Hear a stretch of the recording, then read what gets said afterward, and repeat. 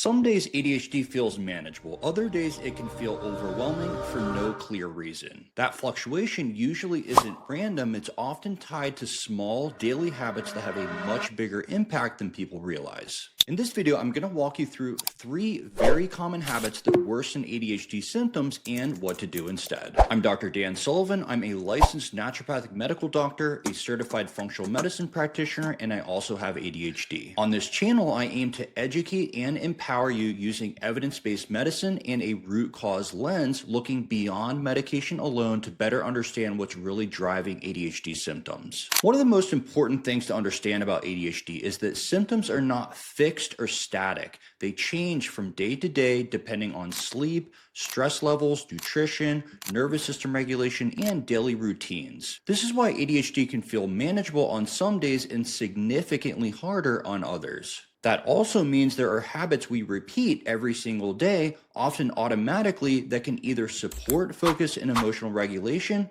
or quietly make ADHD symptoms much worse. These habits are not about laziness, poor discipline, or bad character, but instead they're about how a sensitive nervous system interacts with its environment. And once you become aware of them, even small changes can make a meaningful difference. So let's walk through 3 of the most common habits that I see. The first habit is checking social media first thing in the morning. For the ADHD brain, this is extremely overstimulating. Social media floods the brain with rapid dopamine spikes, novelty, emotional content, and constant context switching, all before your nervous system has had a chance to stabilize for the day. When you start your morning this way, your brain goes straight into reactive mode instead of proactive mode. Instead of setting an intention for your day, your attention is immediately pulled outward to notifications, opinions, headlines, and other people's priorities. This early overstimulation can make it much harder to focus later on. It often increases distractibility,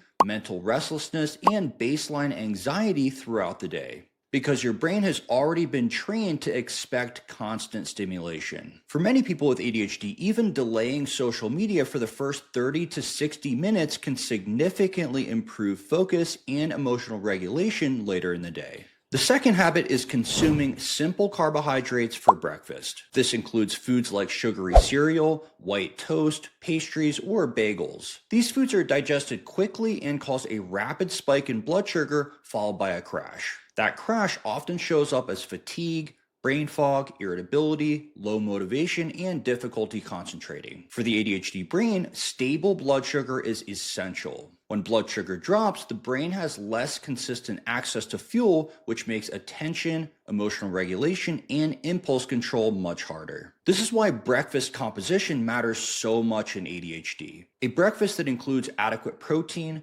healthy fats, and fiber helps to slow digestion, stabilize blood sugar, and support more even energy and focus throughout the morning. I see this pattern all the time in patients. Mornings that start with simple carbs often lead to mid-morning crashes, increased distractibility, and a stronger reliance on caffeine just to get through the day. I've made a full video on the top 3 foods I recommend for breakfast and ADHD, and I'll include a link to that video if you want to explore that in more depth. And the third habit is waking up late and rushing through the morning. When mornings feel rushed and chaotic, the nervous system often goes straight into a stress response. Cortisol rises, the brain shifts into survival mode, and emotional regulation becomes significantly harder. For people with ADHD, this sense of urgency and time pressure can quickly lead to overwhelm. When the nervous system is already dysregulated early in the day, staying organized, focused, and emotionally steady becomes much more difficult. Even small amounts of extra time in the morning, sometimes just 15 or 20 minutes,